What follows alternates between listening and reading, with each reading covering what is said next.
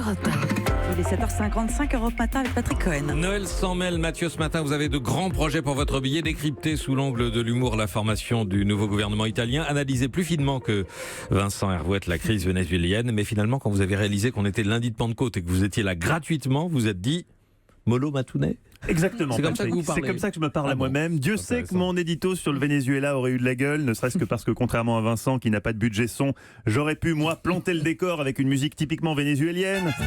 Ou presque. non. J'aurais fait dire à Patrick, Vous me reconnaissez? je lui aurais répondu si, je vous reconnais Patrick. La chronique était lancée. Hélas pour la science politique, je n'ai pas écrit cette chronique car oui, autant le 1er mai ma déception de devoir travailler avait été compensée par le fait que c'était payé double, autant aujourd'hui quand j'ai compris qu'au nom de la journée de solidarité avec les personnes âgées, non seulement j'allais devoir bosser mais en plus gratuitement, comme il n'y a pas non plus écrit bénévole, j'ai en effet revu mes ambitions à la baisse. Alors entendons-nous, je n'ai rien contre les seniors, disant que je bosse avec Julie et Laurent Cabrol. Dans la vallée du Rhône et le bassin méditerranéen, nous allons vers les éclaircies. Comment elles font les éclaircies?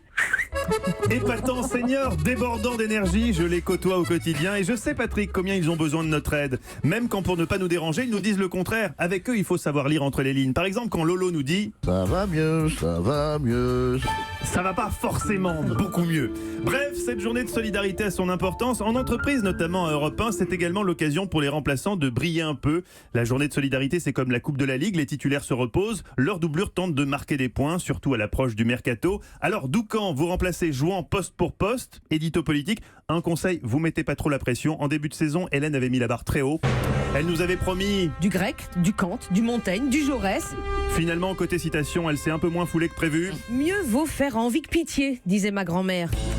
Oui, elle se dit finalement qu'entre Montaigne et sa grand-mère, le delta philosophique n'était pas si grand. Non. Carole Ferry, vous remplacez Axel de Tarlet, notre expert éco. Alors j'allais vous dire, vous fatiguez pas non plus, mais comme vous venez de faire le lundi de Pentecôte, comment ça marche? Je vois que vous avez déjà devancé mon conseil, très bien.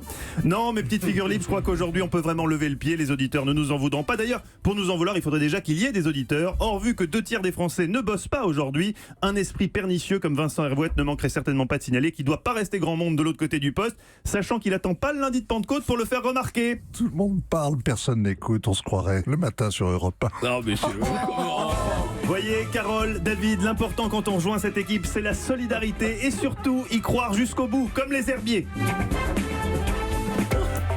je ne vous félicite pas, Mathieu Noël, Ça ne m'étonne pas de vous, d'avoir Patrick. repris cette vanne pourrie de Vincent Hervouette. Et fausse, de surcroît. Rancunier. Rien ne s'oppose... Ah non, c'est pas pour moi. Hein. Rien ne s'oppose à midi, Mathieu. Oui, rien ne se pose midi en direct. Je sais pas pourquoi on n'est pas en best-of aujourd'hui. En direct, on sera là dans les coulisses de Roland Garros avec Christophe Lamar. Et cette question, c'est quoi les data centers? C'est quoi le big data avec Grégoire Martinez? Moi, personnellement, j'en sais rien, mais il nous expliquera tout. Ah ouais, vous saurez tout à l'heure, évidemment.